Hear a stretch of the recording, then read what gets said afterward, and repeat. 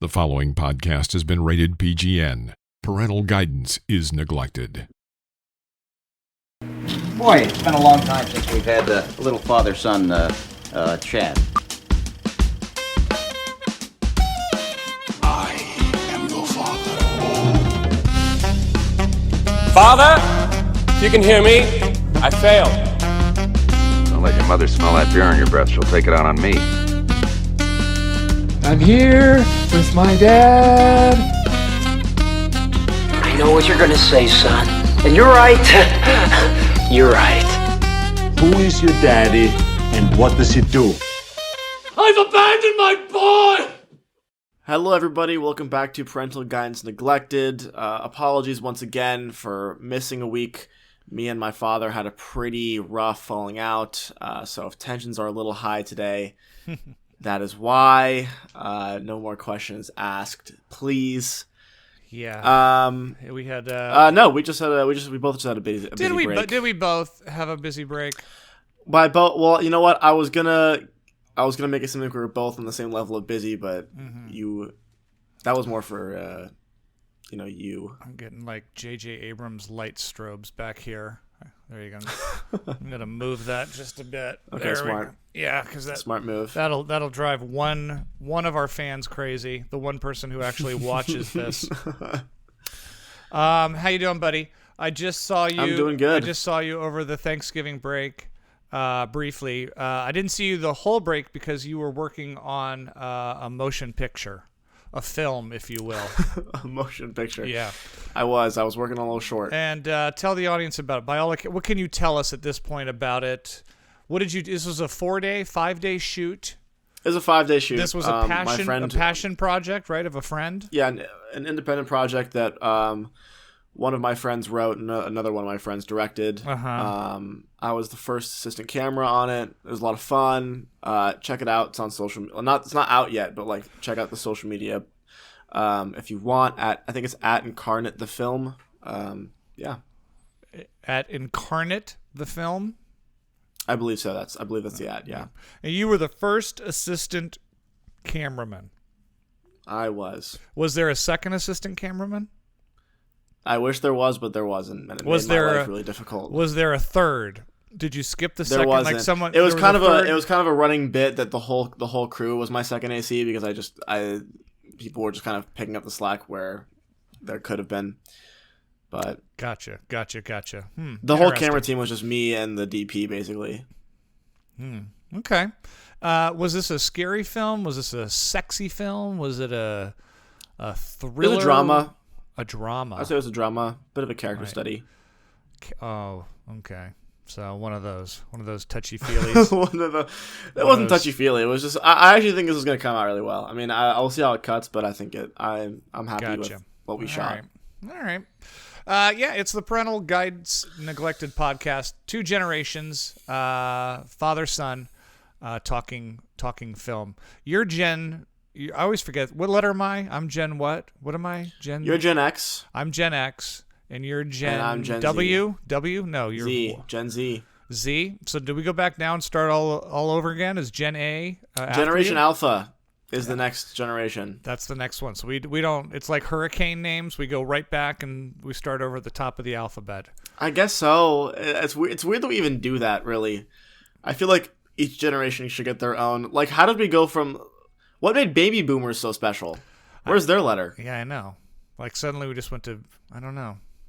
And then it's like were people really having that much more sex during that period that we decided? Yeah. Like was there really a boom in babies? Like all of a sudden people went, yeah. I mean, I guess there was because people were coming back from the war, but I don't know if it was it that much to warrant a whole generation name change. Yeah, I don't know.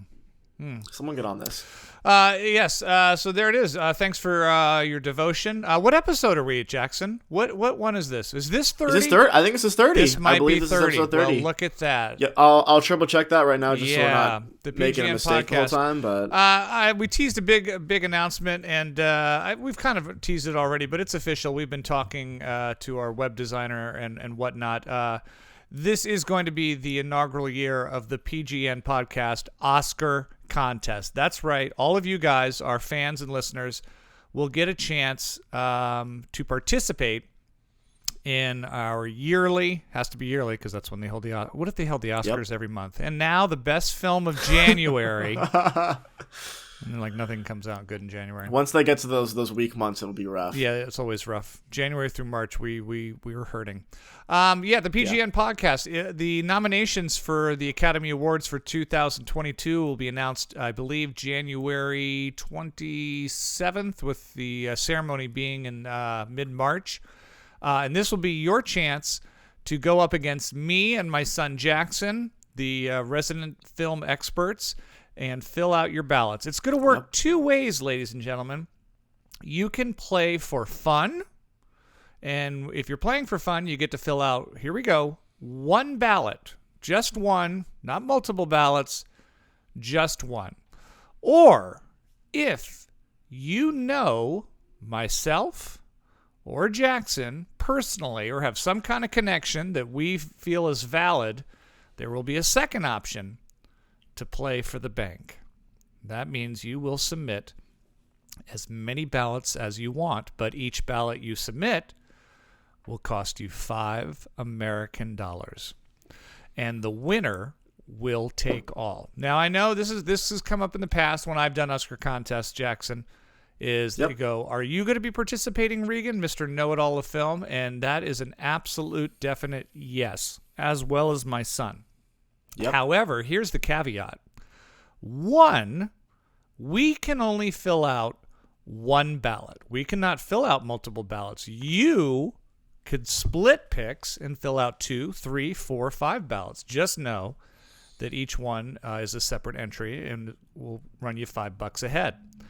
Also, you go, well, that's not fair. How do we know your picks weren't picked after the Oscars? Like, we just come out afterwards and go, hey, Jackson got all of them right. He knew that so-and-so would win Best Short Documentary Made by a Peruvian. And my favorite category. I love that category.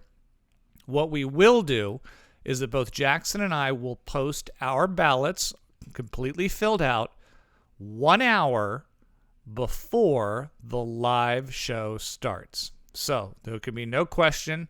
We'll make sure it's up there so everyone can see. These are the picks. And am I correct in saying that once our picks go live, the betting's off? It's off. No one can submit? No. Yeah, you can't wait to see what me and Jackson pick. So you'll have up to 1 hour before the start of the Oscars when we will post our picks, and then the doors are closed. Because, there'll be the one guy who's like, I'm going to wait and see what Jackson picks, and I'm going to pick the exact same thing, and we split it. There will also be... Not in my town. Not in this town. Not in my contest. There will be tiebreaker questions as well. 3 very creative ones that we will come up with for anyone who happens to get... if the leaders are tied. And there will be a website. This will all be interactive. You can print your own ballot from your house. A ballot will be sent to us.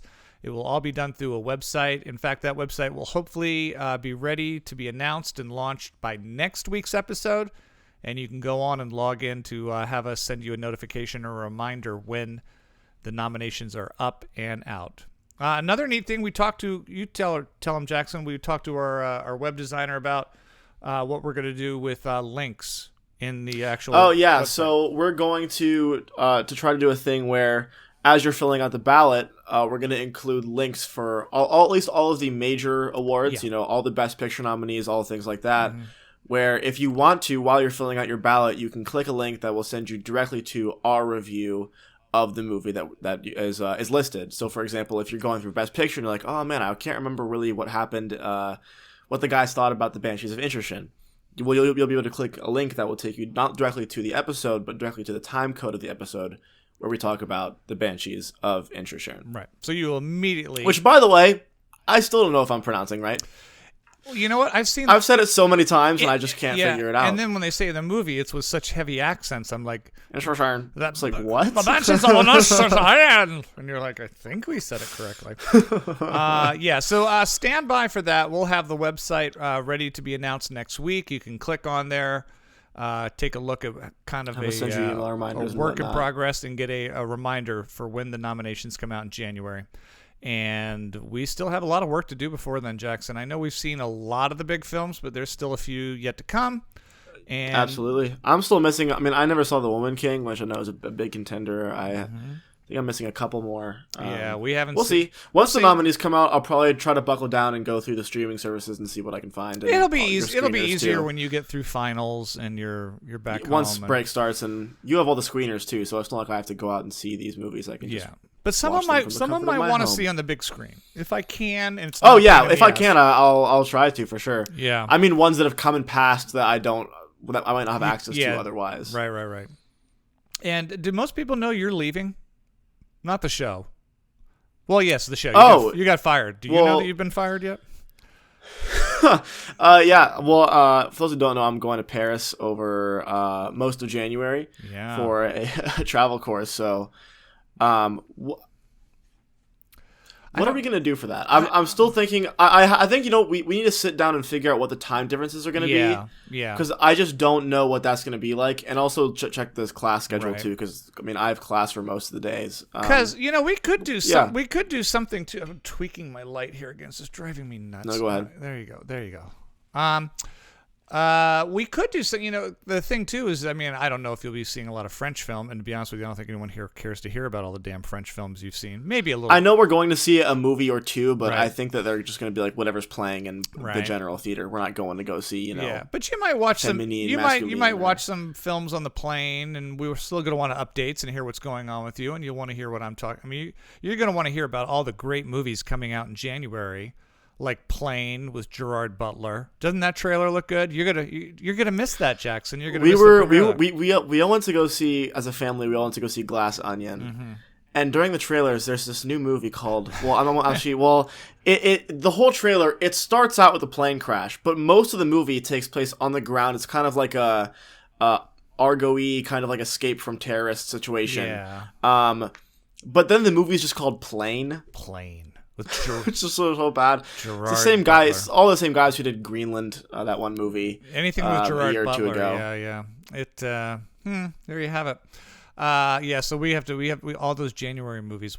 There's the Robot Girl one. That one's coming out. Megan, which looks like Chucky, but now it's just a little robot girl that terrorizes a family. Yeah. Oh, you're gonna miss. Yeah. You're gonna miss all those while you're in Paris, all the good, Jackson. 80 for Brady. 80 for Brady. Oh, if you haven't seen the trailer for 80 for Brady, that's the Please do yourself a treat and go look. That's the new joke in this house. Is everyone is excited. We all four of us saw that trailer. All four of us are in the family saw that trailer for the first time together. And we always do this thing when we're watching trailers where at the end of it we'll all kind of look at each other and go, thumbs up. Thumbs up. Thumbs down. In the middle. Or maybe in the middle. Thumbs down. If you want to see it. I don't even think we did thumbs. I think we all looked at each other with mouths agape in shock. Like, is that real? Was that a real movie? Oh, wow. Yeah. So if you haven't seen it yet, please Google the trailer for the new movie 80 for Brady with 4 incredibly respectful and talented actresses of our time. Yeah. They're saying it's going to be the next Goodfellas. That's what they're saying on the board. Is that what they're saying? Is that what the message board says? Yes, they're saying. Yeah. It's the PGN podcast. As we just teased, we did go out over the Thanksgiving break and see a film together. We do that once in a blue moon because we can really only tolerate each other for about once every 4 or 5 months. Glass Onion. It is the follow-up sequel to A Knives Out. In fact, it's officially called Glass Onion, A Knives Out Mystery because we're too stupid to associate the two. Right. I love movie studios. It's probably like the movie's called Glass Onion. Like, well, people aren't going to know it's a sequel. Like, of course they're going to know it's a sequel. Yeah, of course. It's got the same. Right. Jesus, so they have to whatever. go. So like, we don't want to call it Knives Out 2 because it has nothing to do with knives. This one has to do with a giant glass onion. I don't know. So they settled on a Glass Onion, A Knives Out mystery. Netflix picked it up this time. They're the big production company doing it, and of course, all movies for Netflix go out on Netflix. What they're doing here is they're releasing it in theaters for a couple weeks only. It's playing pretty much everywhere. And then for those who don't want to go to the theaters, this will be available on Netflix, I believe, a day or two before Christmas. So if you want to pay the money and go see it on the big screen, it's not exactly an adventure movie. I think it would play just as well on the small screen. It is Daniel Craig back as Benoit Blanc, the detective. Knives Out was a huge box office hit. It was written and directed by Rian Johnson. He's back again. He wrote and directed this one as well. I think the script for this one is probably a little bit sharper, but they're both very much in the exact same vein. This one, the crew of star-studded cast, much in the vein of all the Hercule Poirot, and Kenneth Branagh's over there trying to do the murder mysteries with Death on the Nile, and you got to bring in all the big names. This one is Leslie Odom Jr., Edward Norton, Kate Hudson, Catherine Hahn. Who am I forgetting? Dave Bautista's in there. So basically a cavalcade of stars that you bring together through a long, drawn-out situation, which I thought in this one took a little while to get to the frickin' island. But once you get there, there's going to be a murder, or maybe more than one, and then the pieces start to come together. These are always fun, light. I thought this one was very much in the same vein as the first. Whether or not it's better or worse or just as good, I'll save that for a second. Jackson, what were your thoughts? Well, you know what? I think pretty sure we both liked the first Knives Out quite a bit. Yeah. I remember coming out of there feeling like it felt, it's hard to do a fresh and new murder mystery. It's kind of already got, you kind of know the beats. There's going to be a twist at some point, and then blah, blah, blah, and the killer gets revealed. But I thought the first one did a good job of kind of, revitalizing the genre in a bit. It had been a while since like a big murder mystery movie had come out, and it felt like I was, sitting down for the first time watching, something similar that I would have seen when I was younger. Right. I knew this movie was going to be too much for me. The moment they had, what's his name? Benoit. The moment Benoit started playing Among Us, I was like, you already lost me. What do you mean? This is already too started much. Playing Among Us. What do you mean? The video game he was playing in the bathtub. Oh, is that what he was playing? I have no idea what that was. Yeah, it's a real video game. It was really big, but it was really big over COVID, and I was like, we're doing a COVID movie. That was where I was kind of like, all right. There are definitely references to COVID throughout the first half hour. Then they kind of let it go. This obviously was shot during the pandemic, so there are some gags about masks and antiseptics and Among Us for the viewers who know what I'm talking about. And Jake's listening, Zoom he's stuff. probably rolling his eyes. Yeah, so the first 30 minutes, there's quite a bit of references to the fact that this is the pandemic time, and they're still in it. I believe they're still very much supposed to be in the thick of it. But they are definitely. They do let that go. I say once they get to the island, it's kind of gone then. They do, but it wasn't even that. It was like that kitschy little like, look at it, he's playing Among Us. He can't do that. He's old. I was like, okay, this is going to be something different. So old people don't know what that game is? No, I'm not saying that. I'm saying that's what the movie was saying. Like that was what the bit was like, oh, he's not supposed to be playing. It just felt dumb, and I really I was pretty down the middle on this movie. Okay. I think it was too long. I think that it took a little long to get to the bit. It did. I really thought that Edward Norton phoned it in on this movie. Okay. It felt like Edward Norton being Edward Norton. I never felt like he was anyone else but Edward Norton during the whole movie. Mm-hmm. And I don't know. I was watching it. I was into it, but I never felt really attached to it. I definitely didn't really feel attached to any of the characters, with the exception of Benoit. Right. So it was just kind of, it kind of came and went. I haven't really thought about it much since it finished playing on the screen. I really like Daniel Craig in it. I do too. He's great at doing that. I liked Catherine Hahn. I liked Kate Hudson. I disagree with you a little bit. I thought Norton was pretty good in this. I think obviously it is Janelle. I'm forgetting her name. Janelle Monáe. Yeah, Janelle Monáe. Yeah. She's the standout of the new cast. I thought she did very well. Dave Bautista did nothing for me. Leslie Odom Jr. did nothing for me. Some of the other supporting ones there were just kind of little misleads that really added very little to it. Yeah, definitely. Yeah, it's definitely a mixed bag. What did you think about the twists?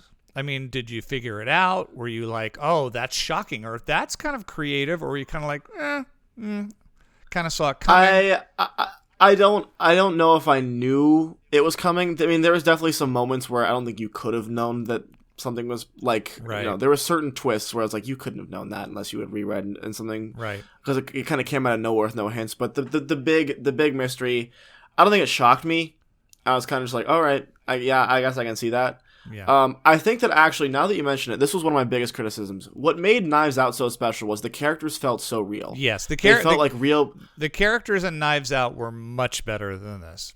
They felt so real. I was like, this feels like a real murder happened in a real kind of rich, daddy's money kind of family. Yeah. Whereas this felt more of like, oh, you got the billionaire and there's the Republican with the gun and we got the, kind of the weird nerdy one. There's a and lot. like, there's a lot of backstory. I mean, there's a lot of backstory like and a lot of kind of caricature-y type. Yeah. I will say writing. I do think it was a sharper with the twists and the murder. I mean, the first one I go, the characters were more fleshed out. In this one, I would go, they were a little more creative with the actual mystery of all of it.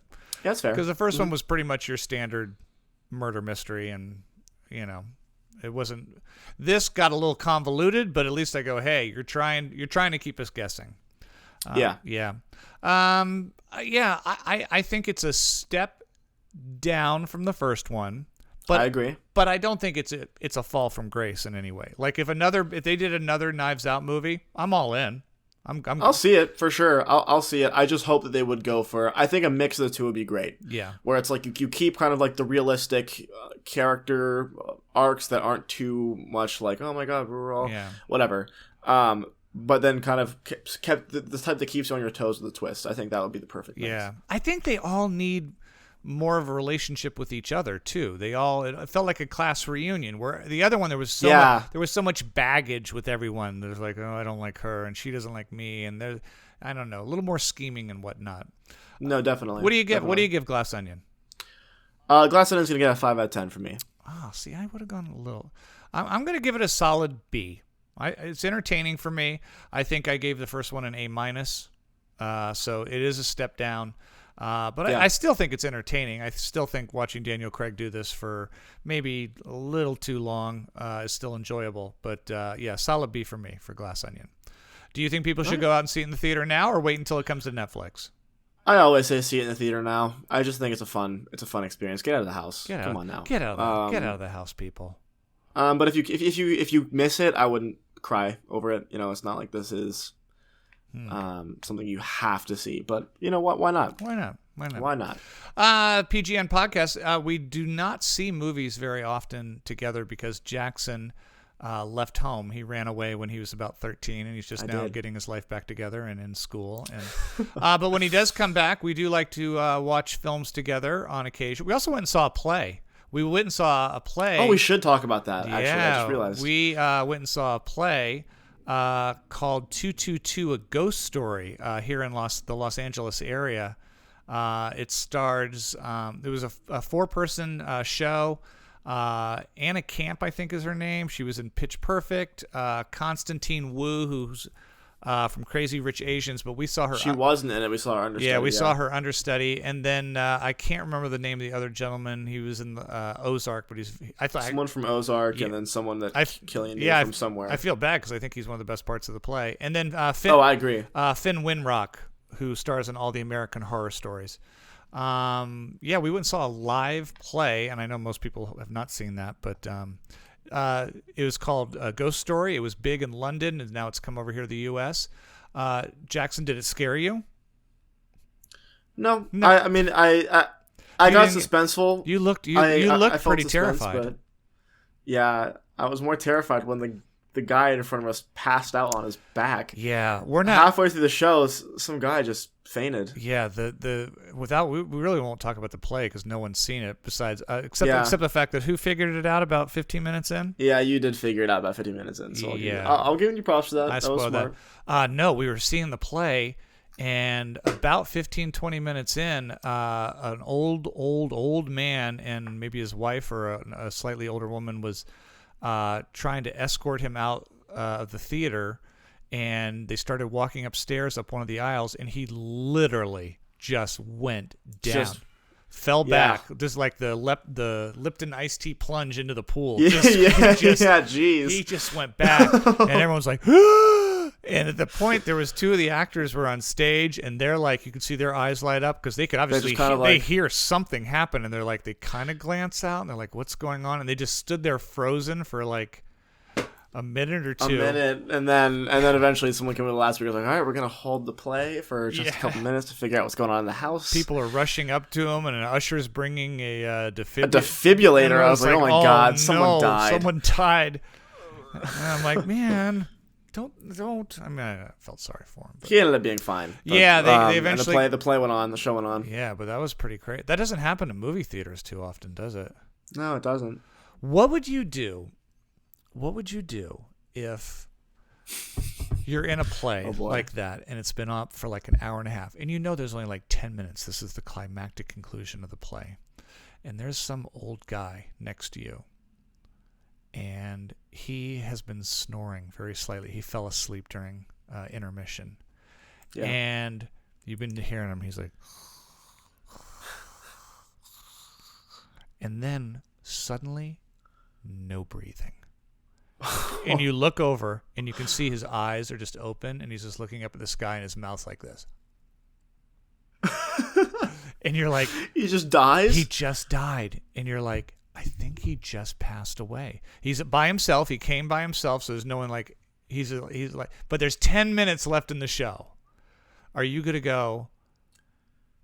I need to stop the show. There's a dead man. Like, he's gone. His eye, like, you reach over and you feel his pulse, and you're like, there is no pulse. But do you let the show finish, or you stand up and go, there's a dead man? I think I'd split the difference, where I'd probably go outside and be like, yo, I'm going to keep it real. The guy next to me just died. But you're going to miss the last 10 minutes of the play. You're never going to know what happened. I can Google it. I don't think any play is worth tampering with human life. It's Al Pacino and Robert De Niro, and they're up on stage. Oh, what? And they're doing Death of a Salesman or something, and you're like, oh my God, this is amazing. Jesus, the guy he's next such a to good you. Willy Loman. Yeah, I have to. I mean, I can. It's a human life. I can't just not. Yeah. Well, can't let him die in vain like that. All right, bad karma. So Jackson and I almost saw somebody die at a play this week. We did. That wasn't Abraham Lincoln. We did, however, stream a movie on Netflix. I don't think it was Netflix. I think it was Prime. You're right. It was Amazon Prime. Yeah. This movie's pushing every once in a while. I like to pull out a documentary, at least one that's got a little heat on it. I think this one has probably a pretty good chance of being nominated this year for Best Documentary, although I might have a grievance with that I'll talk about in a second. It's called Good Night Oppy. Oppy. So yeah, Oppy. Yeah, you're right. Short for Opportunity. By documentary filmmaker Ryan White, who's also did the Dr. Ruth documentary from a couple years ago. It tells the story from beginning to end of the inception, building, launching, and then unexpected mission of the two Mars rovers, Spirit and Opportunity. It is a documentary, most definitely, with a lot of recreations in it, thanks to probably, if not the people at Industrial Light and Magic. So I don't want people to go in thinking, well, I'm watching actual footage of the rovers and shots of Mars. I mean, shots of Mars look black and white and grainy, and so there is a lot of computer-generated graphics to kind of make us as audience members kind of visual, kind of personify the robots. Personify what's going on there. Jackson, you like the doc? Do you like the documentaries? Do you like watching? You don't watch a ton of them, but do you enjoy them when they come up, or do you feel like I do? But when I think it depends on the documentary. Yeah, me too. This was a very educational one. I tend not to care for I like the human story ones a little bit more. I do too. And I think that was my big problem with this, is that I almost in many ways wanted to get to know the people a little bit more than I did the actual mission stuff. But don't get me wrong. I mean, it's still... They made attempts, and that was the weird bit, was that they would kind of introduce a person like a talking head during a documentary. You good? Hold your mother. I'm doing a podcast and she's doing something out the window. What are you doing? Oh my God, this is a first. I think she locked herself out of the house. Oh my God! Hold on a second. You'll hear this. Everyone, What are you doing? I don't know what to do about it. This is ridiculous. You got locked out of the house. You're wow. locked out of the house. Come here. Oh my Come God. Here. Come on. Come on. Get in here and apologize to our viewers. Get in here. Go on. Apologize. I'm very sorry. Go on. Now get out of here. We're trying to do a professional podcast. God. She closed the garage door on her, and she got locked out of the house. Oh my God. I should have left her out there. You should have. I should have left her out You there. should have. Yeah. That should have been the punishment. What grade? What grade do you give Good Night Oppy? Oppy. You keep saying Opie. I It's know. Oppie. B. She gave it a B. Yeah. So what do you think? I mean, it's educational. It's more of an educational. It has a little. Like heart I was to saying, it. they kept throwing in these weird moments where the people who were doing the interviews would briefly be like, "Yeah, like here's something that happened in my real life," and then they never came back to it. I Yeah. thought that was kind of weird. Where it was like, I had 2 kids," and I was like, "Where'd that person go?" All of a sudden, they're not here anymore. Right. I think it's a tough thing to try to document 15 years of science. Yeah. Into what was like an hour and a half, I think. Yeah. I think this definitely had really some great moments. I mean, you do feel connected to the robots in a way. I mean, they do find a way to make them get you emotionally attached to them, like Wall-E. Yeah, like Wall-E in a way. Yeah. But you know what? I don't think this was groundbreaking to me. I think it was just a fun. I thought I had a fun. It was a fun little hour and a half. I learned a little bit. I already knew about the mission lasting that long because that kind of like mild internet phase when Oppie finally had its final days. But yeah. Yeah. Spoiler alert: they were supposed to last 90 days. It went a little bit longer. Yeah. I thought it was interesting. Maybe more interesting than it was entertaining. But I certainly wasn't bored by it. I would have liked a little more human story to it, but again, I get that they were trying to make the story about the actual rovers themselves. But at the end of the day, it's a robot. I think in some ways it kind of makes you want to like question the whole. Everyone talks about where are we going with AI and will we become attached to machines in the future if they can do and say and feel everything that we are? And I still don't know if I quite buy into that whole thing. But with that said, it was fine. I gave it a B minus. All right, I would give it a 6 out of 10. Okay, so wow, slightly better than Glass Onion, and I would say this was slightly not as good as Glass Onion. All right, that's fair enough. Yeah. That's fair enough. Yeah. Before we get to a few more films, Jackson, we do a thing here every couple months where we try to beat each other in trivia. And we do. And so right now, Jackson, if you would, please cue the PGN podcast trivia the theme bumper. Song. Yeah. I'll wait. Haven't you been working on that on your downtime? No, of course. That's all I've been working on is this little song.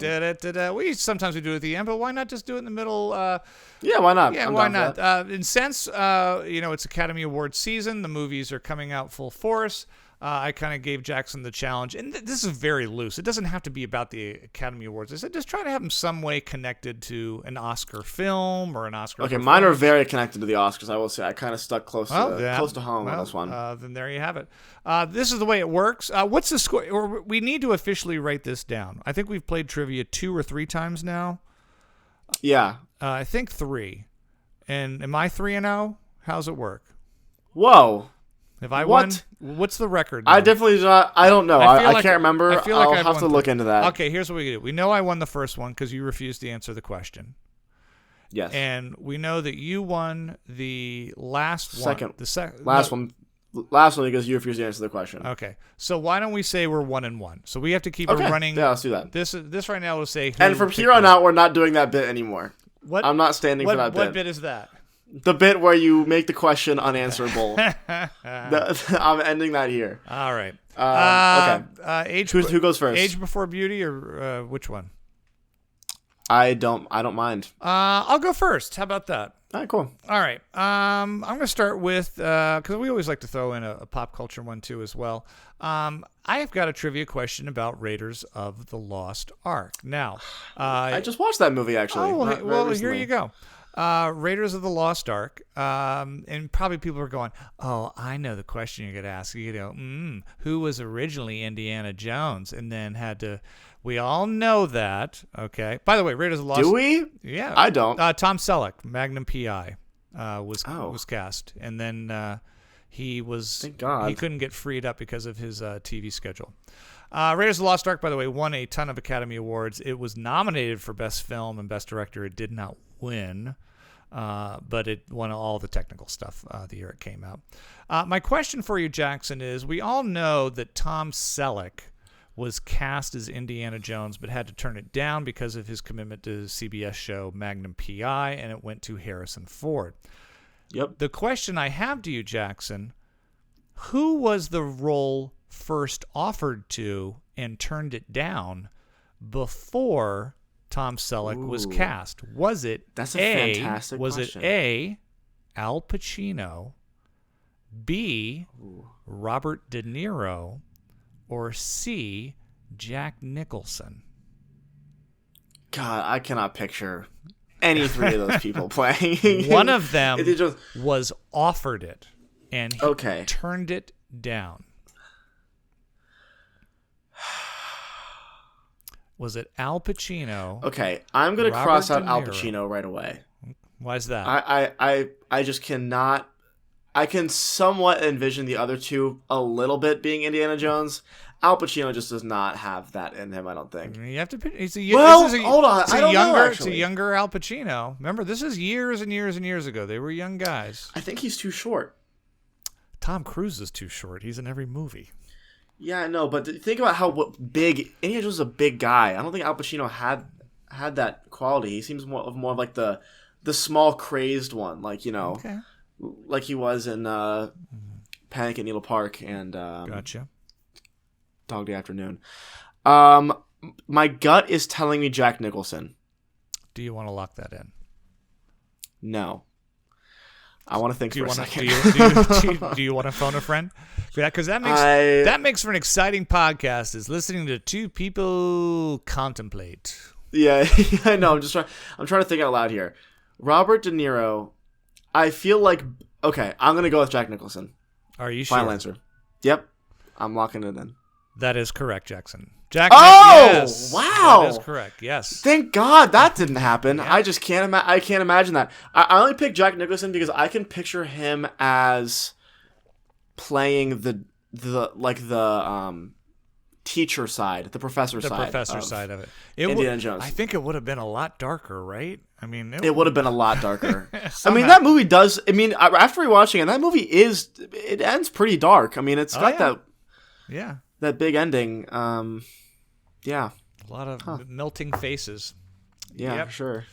I know. You know what else I read? Karen Allen, who was cast before Harrison Ford, she didn't like Harrison Ford when they picked her. She was like, I think that's a bad pick. Really? Yeah. Went on to change her mind. All right, Jackson, you got the first one. What do you got for me? 1-0, Jackson. Okay. Mm-hmm. All right. So as we all know, famously, in 1973, Marlon Brando refused his Oscar by sending Sashi Littlefoot in his place. Yes. Citing the mistreatment of Native Americans in film as his reason for not accepting. Right. That was The Godfather, the year he won for The Godfather. That was the year he won for The Godfather. My question is, what other famous actor refused to accept the award for best lead actor, I believe? Is it A, Gary Busey, B, James Dean, or C, George C. Scott? George C. Scott, lock it in. Did you just know? Mm-hmm. So just to be correct, you let me read off the answers knowing that you knew it was George C. Scott. Yes, I could have just said. You're George an asshole for that. You could have just said George C. Scott. I almost asked you. I was like, look, I do have multiple choice questions, but I want to just give this one to you. Oh, damn. Yeah, George I didn't C. think Scott. you'd know that. Yeah, George C. Scott for Patton. And you knew the movie too. Yeah. That's not even fair. Yeah, I know. He just didn't show up. He put in a telegram. Yeah, he telegrammed him and like, said he didn't want to take it. I don't give a rat's ass. Yeah. Yeah. All right, so 1-1. You have to come a little bigger than that, Jackson. Oh man. All right. Okay. All right. All right, Jackson. This actor won an Academy Award for a film that also won Best Picture. However, when he was contacted by the director to play the part, his first reaction was, "I can't do it." And the director asked why, and his answer was, "I don't drive, I speak bad English, and I hate violence." And the director said, "That's why I called you." Could you reset the first part? You lost me the first part. I got all the dialogue, but like it was the actor. A movie? This actor won an Academy Award for this role in a film that also won Best Picture. He, however, turned down the role at first, and the director called him and said, "Why?" And he said, "Because I can't drive, I speak bad English, and I hate violence."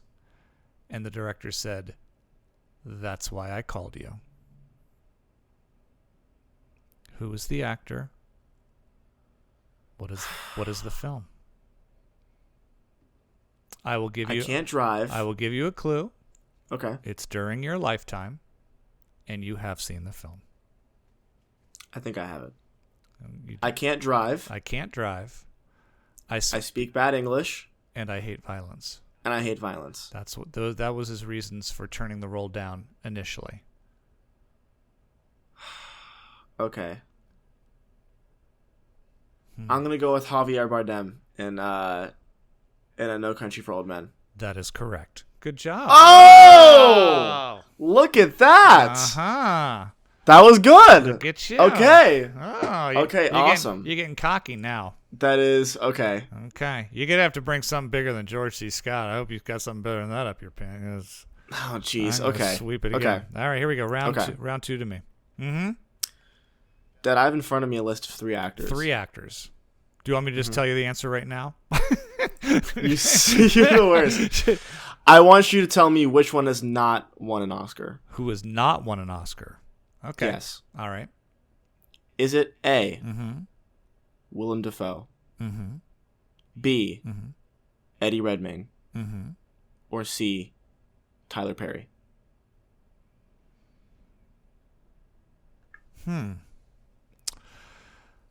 I immediately, even before you finished, was going to say it's definitely Willem Dafoe. But the Tyler Perry thing throws me. Who was the second one? Eddie Redmayne. Eddie Redmayne won. He won for The Theory of Everything. So, because my first thought was, I know Willem Dafoe was nominated for Platoon, but I think he actually lost to Tom Berenger, who was also nominated for Platoon that year. And I know that Willem Dafoe was nominated for The Last Temptation of Christ, but he did not win for that. Those are really Willem Dafoe's only 2, I think, attention-getting Oscar nominations. If he got... You know what? I think he actually got nominated... He's been nominated for 4 Oscars. Yeah, I was going to say, he was also nominated, I think, for playing Vincent Van Gogh. I can't remember the name of the film. Gate. Yep. So... he might have snuck in with another, but I don't ever remember seeing him up on the award stage. Obviously, the Eddie Redmayne has... Tyler Perry has not won a directing or acting, but did he produce something? I remember he produced The Butler, which got some recognition, but did The Butler win anything? He must have won something for producing... Oh, you know what? Did he produce 12 Years a Slave? He must... he produced something that won. Lock it in. Willem Dafoe, please. Willem Dafoe is correct. Yeah. But Tyler Perry did not win for producing 12 Years a Slave. He actually won one of those like legacy awards for humanitarianism. Humanitarian one. Yeah, one of those Gene Herschel. I gave a lot of money. Oh, exactly. 2-2. Look at that. Man, this is what you call P. This last one's tough. I'm gonna be real. This is tough. Well, here's the thing. I have a question. I could make it tough, or I can make it less tough. I'm confused. I'm not confused. I'm torn. I'm gonna do it the way I planned on doing it. Are you ready? Yes. It's going to be very simple, Jackson. The last 5 films that won Best Picture are Coda, Parasite, Green Book. You just ruined my last The Shape of question. Water, and Moonlighting. Okay.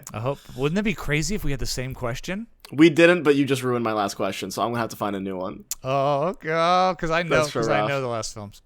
Okay. The last 5 films that won Coda, are Coda, Parasite, Green Book, The Shape of Water, and Moonlight. Those are the last 5 films. All you have to do is tell me which movie made the most money in the worldwide box office. This is worldwide, not domestic. Coda, Parasite, Green Book, The Shape of Water, and Moonlight. Which film made the most worldwide?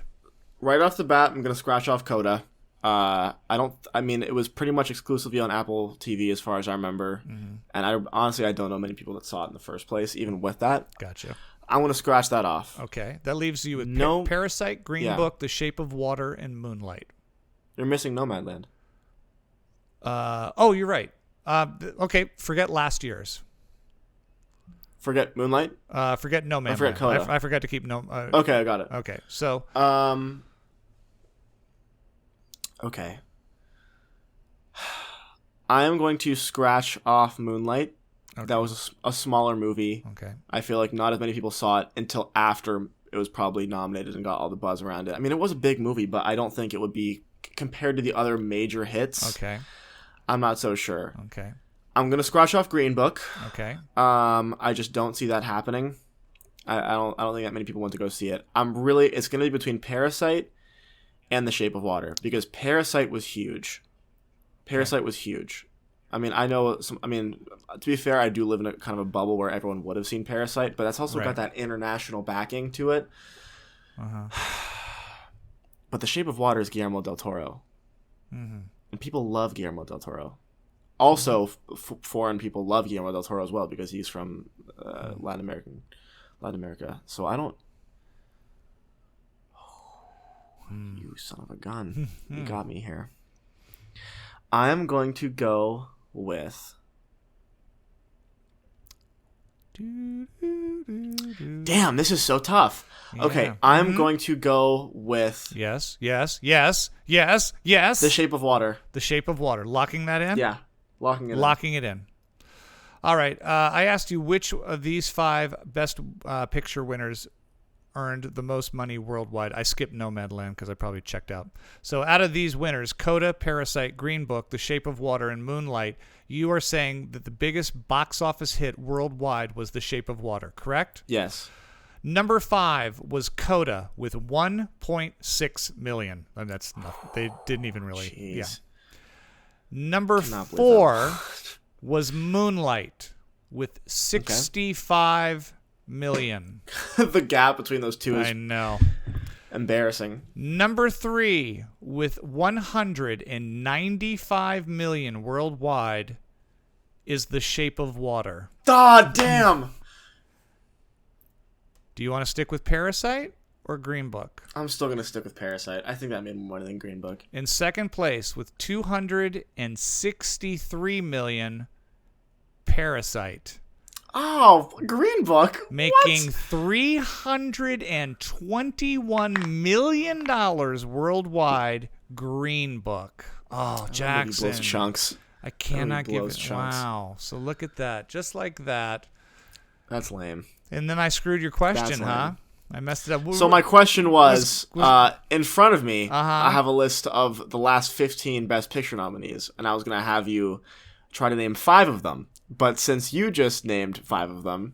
The last 15 picture nominees or the last 15 winners? No, sorry, last 15 winners.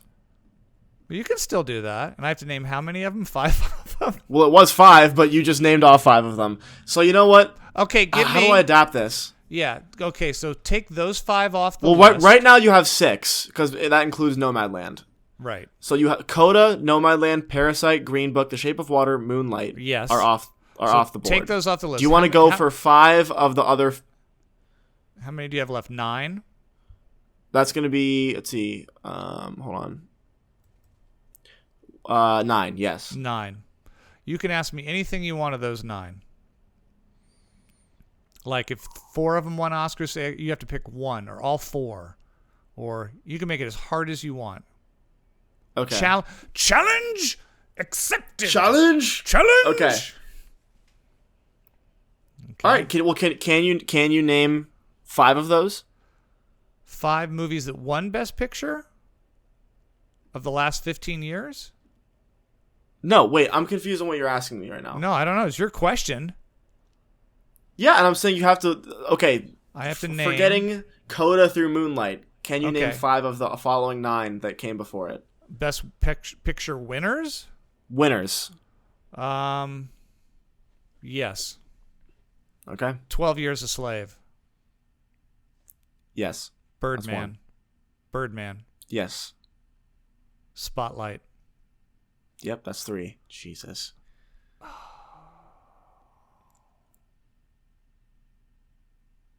I'm trying to think of like time frame, the years and stuff. That's the problem. Like I don't want to go too. Like I know ones, I just don't want to go too far back. Do you want me to give you the range? Yeah, give me the years, the range. Okay. Well, when did? How many more do I need? 2 more. No, I don't want a range. That's too easy. Okay. All right. Fair enough. You got 2 more. If I guess one incorrectly, am I out? I'll give you 2 mulligans. I don't want any mulligans. No. If I get one wrong, I'm out. No? Okay. Yeah. All right. Fair. Argo. That's 4. You got 1 more.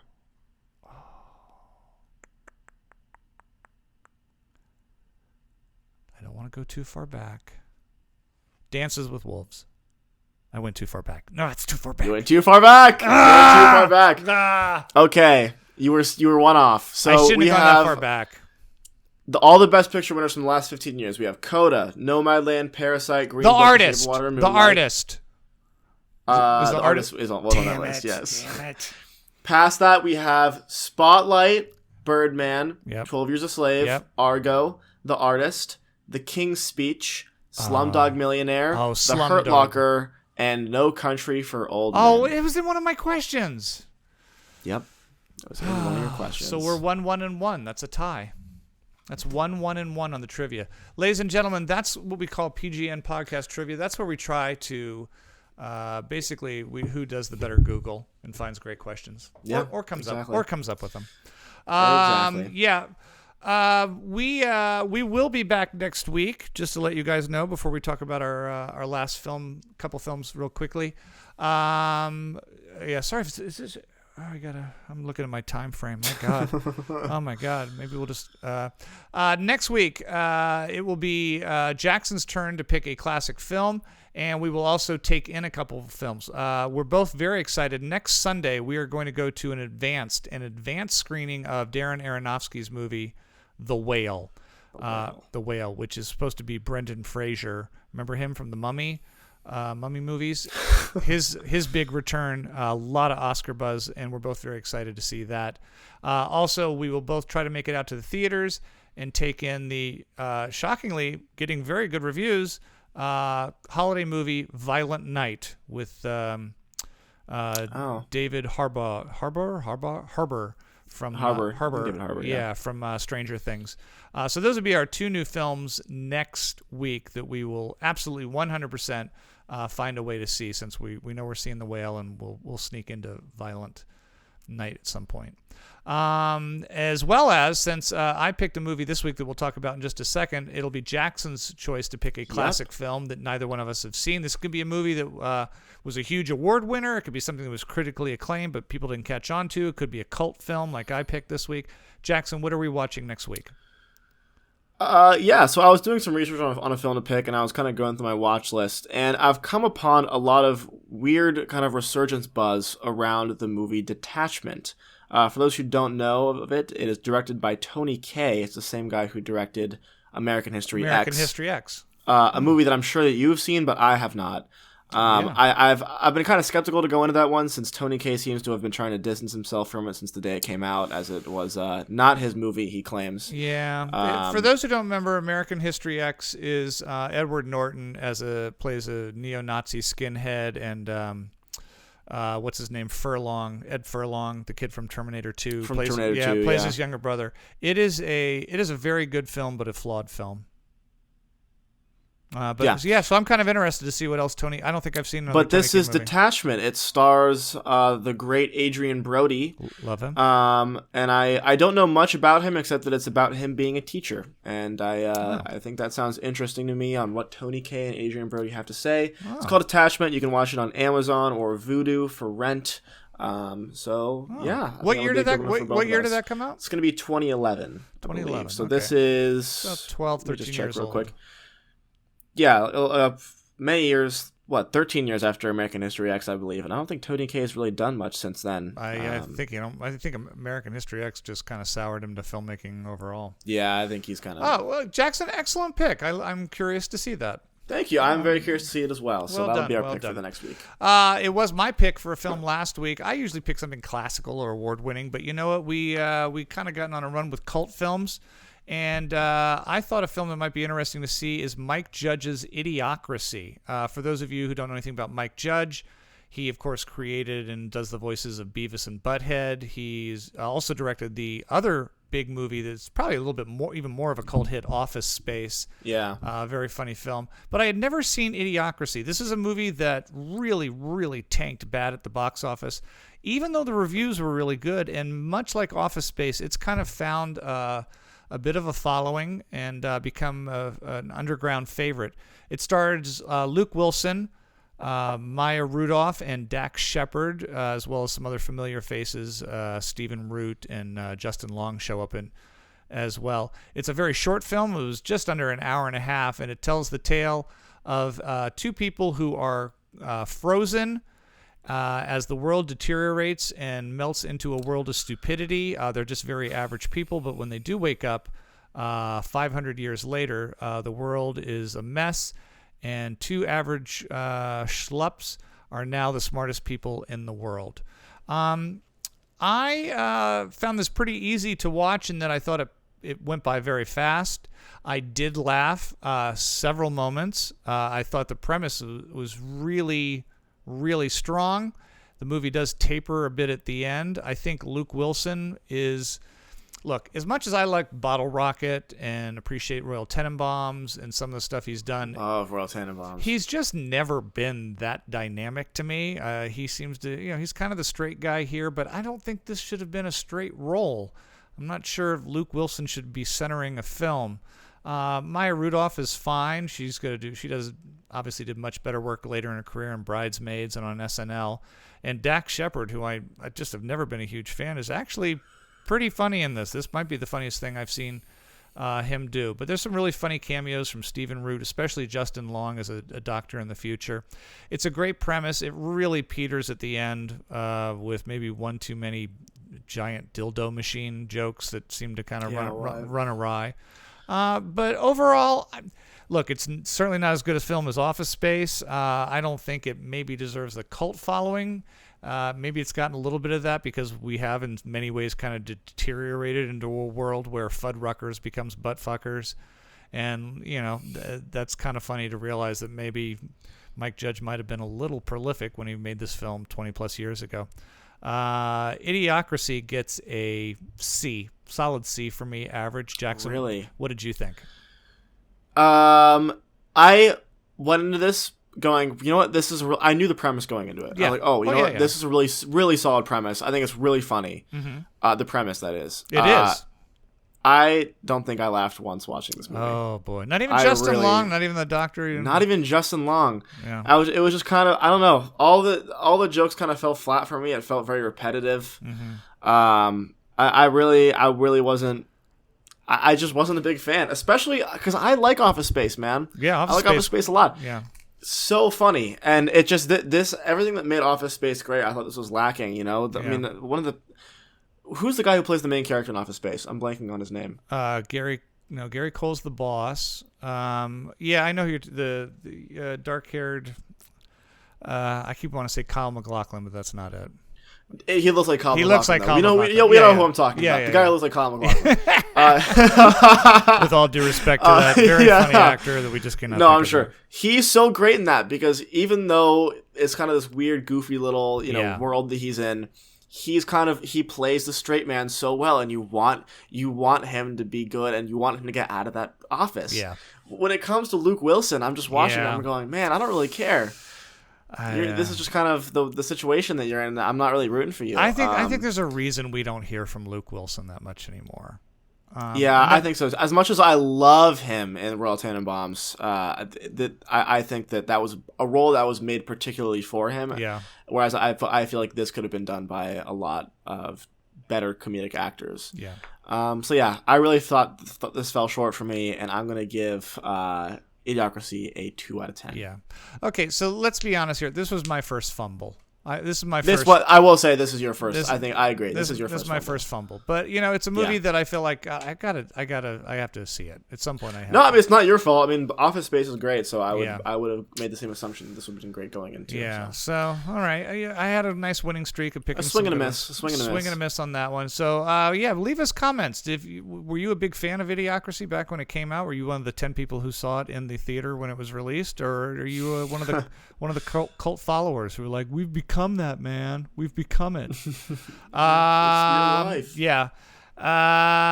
Jackson, I posted my review for Wakanda Forever a couple weeks ago just because the movie was so hot and I wanted people to know what I thought of it. I enjoyed it. I just certainly did not love it. I thought it was very much kind of like Glass Onion. I thought it was a bit of a step down from its predecessor. With that said, the performances are all very good. I could watch Angela Bassett for hours. She's always good. It feels a little clunky at times, like they're not quite sure where to take the story. I wasn't completely thrilled with the villain either. I don't know. Guy, the winged serpent god. Guy. And I don't know why, but on these prestige, I talked about in my review, Marvel seems to have different tiers of movies. There's like the high-end prestige ones, the Black Panthers, the Iron Man, the Avengers. Then you get kind of that middle ground one, which is kind of the Thors and the I don't know, the Black Widows, and then you got like the low ones, the ones that people don't like, Morbius and Ant-Man and stuff like that. These long ones, the high tier ones, they tend to make a little too long, and it's. I love the tribute to him at the beginning. I thought it was fantastic. I liked the teaser of maybe things to come, but it was a long ride to get to the end. But it was, for the most part, visually stunning and well performed. So I had to give it a solid B. What did you think of Wakanda? So I agree. I think that the tribute to him at the beginning was very good. I liked that. I think that they handled it well. I think they handled the death. I think that was a good way to start it. Was just like, because people all the days want to do that stupid like, oh, we'll see, just CGI him in and then to have him like whatever. No, I don't. I'm not a fan of that. I think they handled this well. Yep. I thought the ending was good, and then the post-credit scene, I was kind of like, okay. Yeah. We're really going to use that moment as a forward into the next one. It's a launching. Like it's a launching. It's a launching pad, but really pick the wrong moment to do it. Yeah. I think. Don't get too comfortable in that suit, sweetheart. That kind of thing. Yeah. The part that made the opening great was that, it was the only part of the film that made me emotional. Yeah. Like, I didn't really have, even in any capacity, I really didn't feel connected to the characters in this.